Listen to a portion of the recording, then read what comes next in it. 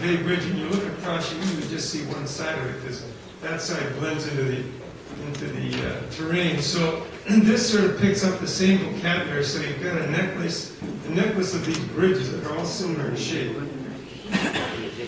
And this shows you where it is, of course, and you have a Wayne Island, and this the early days when he tried was over here. And they're also on this side, and they use the island, the Wayne Island, for egg maintenance.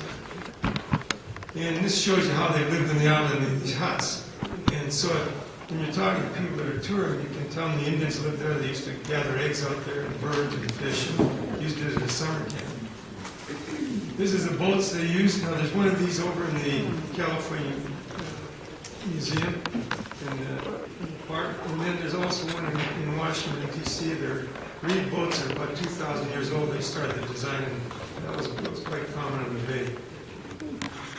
This is the ferry system when they finally, just before they built the bridge, there were 27 different ferry lines running, and they moved it up to 40,000 cars a day and things like that. So you can see how massive it became before the bridge, and so they felt they really had to build a bridge and do it. This is the key system. Now, my wife grew up in Berkeley, and she always took the key rail system, and I never really understood how it got its name, so I dug in. I found the research. There's three basic communities: Oakland, Piedmont, and Berkeley. And there was a pier, and then the berths on the pier, and that formed the key. And that was before the bridge was even built. So even when the bridge was built, and there was a system going over the bridge, this is where it came from. And here you can see one of the boats that went back and forth, and I thought I'd put some of those in the book so people could understand what was out there before the bridge was there. Next one. And this is a ferry terminal. Of course, you tell by the tower in San Francisco, but this is the size of the boat and how they were docking. Next one.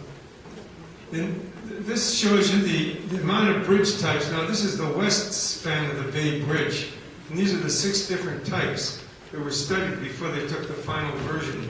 The final one is on the bottom. It has the anchorage housing in the middle. In those days, the engineers hadn't worked out how to do a double suspension bridge because of the oscillation of the cables and things like that. So that's why they had an anchorage house in there. But it was proposed, and that would have been a very big bridge at one time if they'd gotten that far. But anyhow, that was sort of the history behind it. They had a truss system, and they had these cable stays with a catenary form. And so you get an idea of the studies that went into it.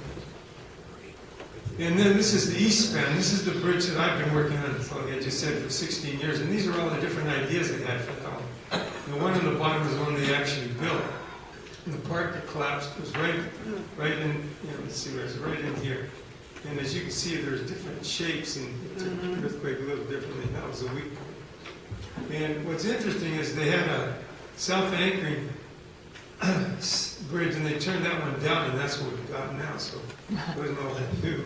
Next one. And these are the towers that were designed now. This is the one that Purcell, who was a Caltrans engineer, developed. Then they brought in the architects, Pfluger and a couple other guys, and they finally ended up with this one. That's the one you see today. So there has been a lot of study going into this original bridge, and so the same things happen to the new one. And this is the rail system. After the bridge went up, you can see how the network developed, came across the bridge, and ended at the transport terminal. It's no longer there. This shows you how the old bridge used to work. The trams and the trucks were on the bottom, and the cars were on the top. And as you know now, both decks are used for cars both directions, and there's no more trams.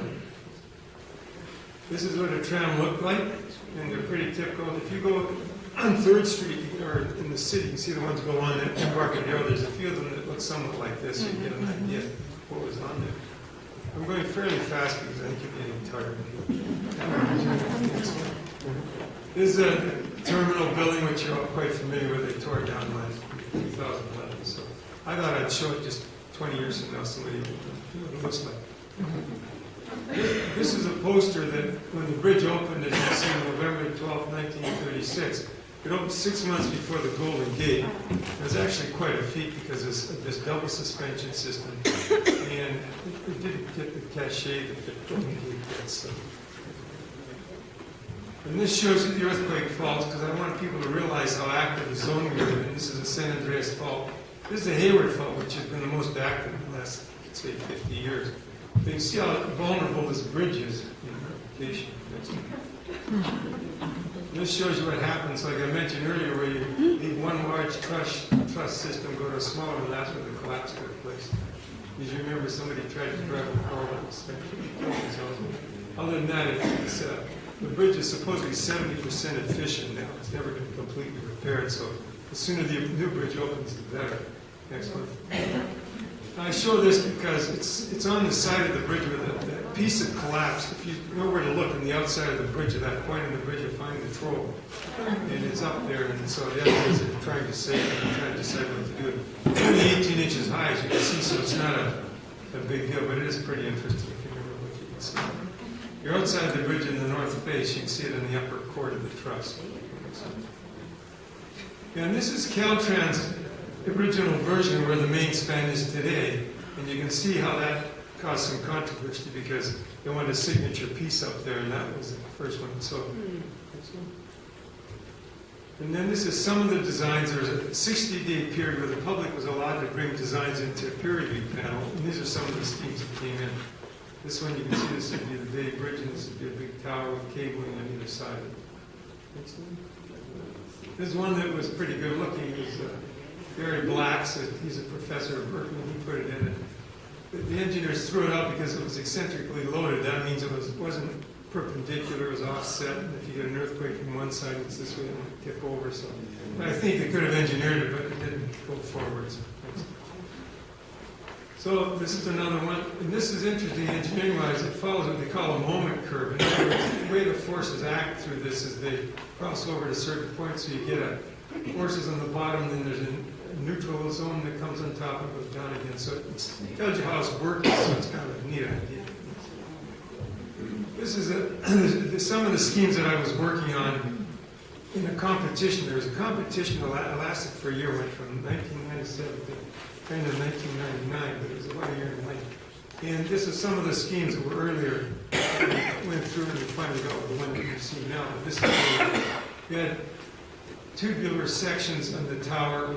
We had it sort of put on top, and then we always tied these circular elements in with the piers on the skyway, so you can see how we try to coordinate it. So from one end of the bridge to the other, we had a similar vocabulary. This is another scheme. We had two towers, and the reason for that was they wanted to change the elevation. So when you go into the tunnel, you have one roadway over the other, but they wanted to start that overlap a lot sooner than they do now. And it's done now. So but this shows you how we use the rectangular forms. We took it into the skyway. So we have the same vocabulary. There's another one we tried. We had 3 pylons, or 3 towers, you might say, and the bridge went across, and you see how we use ground elements to tie into that. And so that was a scheme that it had some life to it, but it didn't win in the, didn't go through the peer review panel. And there's another one we had where we stepped the towers up, tower legs, and this is how the forces work. There's greater need for strength at the base energy above it diminishes. And this is how we match the underside of the piers with the viaduct. You see how we stepped it, so how we try this vocabulary together. And this is a scheme that we beat in a competition. It's called a cable stay, and that's where all the cables are straight. There's no curve in them, like a catenary form. If you hold a string between your fingers and that curve drops, that's called a catenary shape. So, and this is where it's straight. It's more like a harp. Next one. There's another one the other team did that had 2 towers, 2 decks spread apart, 2 towers, and that again was thrown out by the designer. And then this is getting into the one that's out there now, and you can see how there's a convex form and then a concave form. So the idea is there's a certain tying into the existing conditions that are out there, and we always try to get something that regionalizes the bridge so it's unique to its environment that it's in, and this is one of the techniques we use. Take a big, broad picture of the environment with the man-made and natural shapes and bring it into the bridge. Now I'm going to talk to you a little bit about designing bridges, and it's a technique that I don't just going to talk about, but I thought that you might be interested. In the Renaissance, High Renaissance, they developed a thing called the golden means. They're trying to work out on how to make paintings and sculpture and bridges beautiful and buildings. And so they have a golden section, and that's what this is. And what it is, you take a square like this, and then you take the radius of the square, from the center and you take it down. And that's rectangle. That was the most pleasing form you could develop in a rectangle. But it also sets up this infinity of a square as you move through the space. So you'll see that in different parts of the bridge next time. The next thing is they have the thing called the golden triangle, which is this thing. And so all the elements I used on the bridge are pentagons.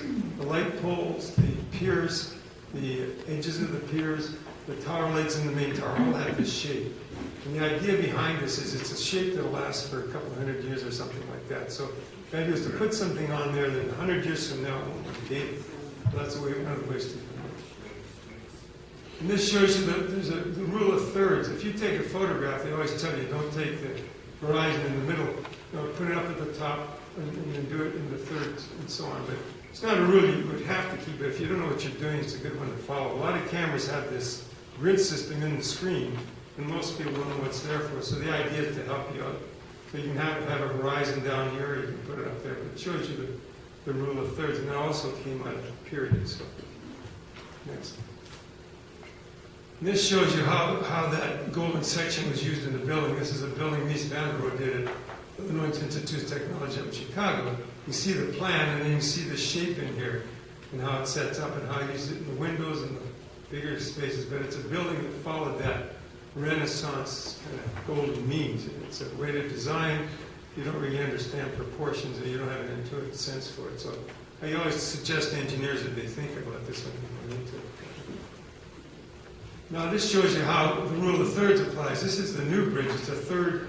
The deck is a third of the tower length. The old bridge is cut in half. It's sort of did what we would never do today. And the Golden Gate is a third and 2/3. So it gives you an idea how, you know, when one's cut in half, it sort of ruins the aesthetics, and when you have it, so it's like this. And this shows you our evolution. We started with a square in the main tower, broke it into two, broke it into four. We kept cutting it down, so we finally got to a pentagon.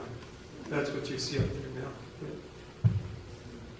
And this shows you there's a lot of elements out there that are redundant elements. They're not structural. Like in the Golden Gate, there are major elements that cover the horizontal trusses between the tower legs. And most people don't realize they're not structural, they're just covers. And they have the chevron forms on them, there's corbelline that go underneath them. It's all, and it's actually in this book, I talk a lot about that, but it sort of strips away all the decoration. So on the main tower of the New Bay Bridge, these are all redundant members. These are big pieces that hide the link beam, and they're covered up so they're more proportioned to the legs. And the top of the tower, you don't need all that, but there's a saddle out there, and so we slip the saddle on top. So that's, again, redundancy. And then this is how the link beam works. There's these four legs, and there's beams in, and so if there's an earthquake, the steel in the middle is softer than the steel out here, so it takes a shape that absorbs the energy. And if it collapses, they can still go back and place it and change it, and then the bridge will still be in use. So it sort of gives you a quick idea of what's going on here. And then what I did is, when we were designing it initially, I wanted to get a metaphor. Now, a lot of architects want to have a reason, you know, in their own minds, how to stimulate ideas. So I took what I thought would be a 21st century object. I took the Saturn rocket, and so I used a lot of thoughts from that. The base of it is somewhat similar to what I call solids and void elements. And we rounded the pieces at the top, so it got that shape. And I was sort of, my thought was to look what might happen in the 21st century and put that in the design. This shows you how we carried that theme, the pentagon, in the shape of the light towers that are out there now when you're driving across, and how we used to have corners. We didn't have to use that shape. The steel and member inside of it's a coil. We shaped it out so these pieces would all tie in together throughout the bridge. You'll see in the Golden Gate the same thing. They use these chevron forms. It's the shape of the handrail. It's on the paneling. It's on the concrete below the main piers. Even in the handrail, I tell you about the golden section. This is what it is here. If you draw it, it's in there. If you go out there, you'll be able to see it. And we turn the pickets at an angle so they pick up the light the same way the tower light does. So when you go out there, they all sort of look like they're working together. And then if you go and look at the underside of the deck, this is the main span, and again, there's a thing like a solid and a void, and it matches up, and then it climbs up the middle of the tower. And so if you go out to Yobo Bay now, it's really worth the trip to look at the underside of this, because it's quite interesting. Next. And then this shows you the rule of thirds, how in the tower, this is the main tower, the top part's a third, 2/3 is below. The lagging elements are, 1/3, 2/3. Again, using that throughout the bridge, tying it together. And so when you go across the bridge, you start out here, there's 3 light fixtures, as you go up, there's 7. And when you get to the top, there's 7. So it reinforces the elements at the top of the tower. It's like a crescendo at night. So another thing that we've worked out with. It's got LEDs. It's one of the first bridges to have LEDs on it. So they're supposed to last for 50,000 hours and things like that. And this is how they look. They're on either side of the main skyway, and they're sort of encased. The way this veil of light works when these cables are lit at night, you sort of go through this kind of cathedral form, and then you come into these space. So it's a great next. And this shows you the bike path on one side. It goes across, and there are belvederes all along here, so you can stop it. Then there are hinges in here, so in an earthquake, the bridge can move back and forth and up and down. Excellent. This is how they work. I don't know if you, this is like the skyway itself, the roadway, and then there's these sliding pipes, and there's a fusible joint in the middle of steel. It's a milder steel, so it'll bend and shape and collapse, and that's the theory behind it. And this shows you how the cabling works. The cable actually goes, it has 137 strands, and it goes up through the saddle, down the back of the deck, up the other side, and down this side, and it's attached and spread through these sockets. And what they do is they take the strands, they spread them, and they fill them with liquid zinc, and then they attach it to a plate. That's what happens in the middle part, and at the base of it. Next. This is what it looks like. This is the saddles I was mentioning. There's a big saddle. You can see the side, and there's a human next to it. And this is a strand, and there's a wire in it. There's 137 strands and 127 wires, so you got 17,000 elements in there. You can get a good idea of that. And then this is what the saddle that goes on top of the tower, and right below it's an element called a grillage. And this is where their workers are testing, they're fitting the saddle before they take it up to the top of the towers. It gave me a way to show how big it is in the scale. These are made in Japan. They're actually beautifully made. Then this is what a saddle looks like when you look at this plates in it, so the cabling comes through, the strands come through, I should say, and they form the big cable. These are how it's spread when it hit the deck, and there's plates in here. I didn't show those, but it comes down, spreads out, and it attaches to this plate, and then it holds itself against the deck, and that's why it's called self-anchoring. And I got them to paint it white, and so the new bridge is white because I wanted it to match the white cranes of Oakland. I wanted Oakland to have this imagery of its own, so they'd use it on the letterheads, and so you'll see how it started to move through the society over there. But when you go across the bridge, the white cranes in this bridge are really tied nicely, so they still line right. And then the Warriors have picked it up. I spent an afternoon with their graphic guys in my office, and so you can see the bridges in here, and then even on the shorts have got the cabling system of the tower, so it's starting to brand itself. So, yeah, it's a national basketball team.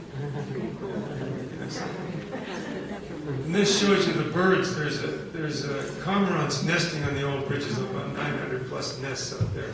So on the new one, we had to put these nesting elements. We have 1,000 places for birds to nest. It's stainless steel. They're attached to the underside, and they're on the east end. So if you're out in a boat and you look on the east end, you'll see them. And they're stainless steel, and hopefully they'll go. In fact, some of these decoys that got off have fallen off, and they're sort of like hanging by the neck. It's kind of funny looking. And then this is how it looks. You can see them, they're in here, and then these are how they nest today on the bridge. And so there's a peregrine falcon, there's a few other things out there. But so in the mitigation and environmental impact, we had to do this to mitigate these. These are the mammals I mean in the water. And I was really surprised when I looked in the environmental reports, and I found out how much life there's in the water up there. And this is some of the mammals that you see out there if you know where to look. These are the fish, green sturgeon and steelhead, chinook, and herring. They're not to scale, of course. The chinook is way bigger than herring, but you get the idea. Next one.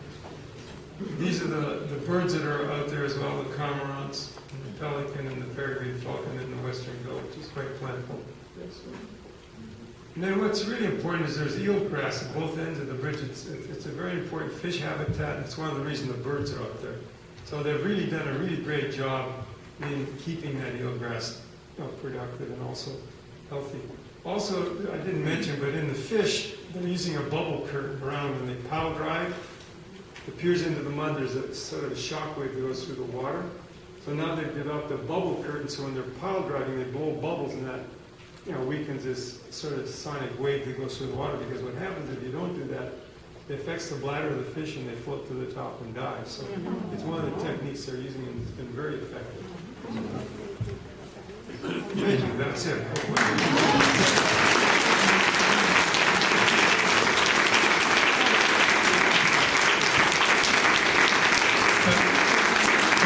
Do you have any questions for him? Look, we entertain one or two questions. Okay. You had a shot there with several angles from Buena Island. Is it possible to hike on the island now? I've been over to Treasure Island many times, and how do we get there? Yeah, well, there's a road that goes right off, like a ramp, as you get near the island. You get off of that, but you have to go over the Oakland and come back again to get on it. No, walking. So once you get your car there, then you can walk it. If you'll be able to walk it over the bridge, on the west bank when it's done, you'll be able to walk across the bridge and then go to the island. Okay, but you have to go to Oakland and come back in order to get access to it. Yeah, right. You can't walk there from Treasure Island, like from the from the bus stop at Treasure Island. Yeah, I think eventually you'll be able to do that, yeah. Oh. Yeah. The thing is, we've also been working on the west spans and putting bike lanes and pedestrian lanes on both sides of the west span. We started that in 2001, it's still slow and moving. Yeah, the idea is to eventually walk or ride across the whole bridge. And I think that we're thinking it'll be like up to 40,000 cyclists a day, because you take the Golden Gate, there's about 8,000 to 10,000, use that one down. And the cars are like 60 to 80,000 on that bridge, and 280 on the Bay Bridge. So we think there'll be that much traffic. Terrific. Okay. Thank you. Back there? Back. What's your opinion on this bolt issue we've all been hearing about, or would you rather not address it? No, the thing is that I'll have to tell you that they haven't brought me into it, and it's an engineering thing, and I only know what I read in the papers, so it's sort of, that's about where it stops for me. I give you a theory and all that, but I'm not going to do that because it's not even fair. Yeah. I'd just like to really understand what self-anchoring means and why is it significant that it's the first grade that uses self-anchoring. Well, there's about 7 others in the world using a couple in Korea and some in Germany. What it is, you can't attach the cable into the soil. Like in the Golden Gate, the cable goes down and it goes in the anchorage housing. It's attached to the soil of the rock. Out there's no rocks. There's just mud. In fact, the piers go down 300 feet in the mud. And then when they hit stiff mud, they stop pounding them. They don't even hit bedrock. The main tower's on bedrock, but that's about it. So the cables go into the deck, and when the cable goes down to the deck like this, there are 2 forces, a vertical force and horizontal wave. Cable's parallel to the deck, the vertical force drops out, and the horizontal comes into play, and you pull it back into the deck. So the deck is in compression. So that's how it works. I don't got it. No. Yeah. So, but it's not a common bridge. And the reason it isn't is because you have to build another bridge to build it. And most engineers don't like to even look at it because you build a whole framework and it's now down, but you can see it for a few years.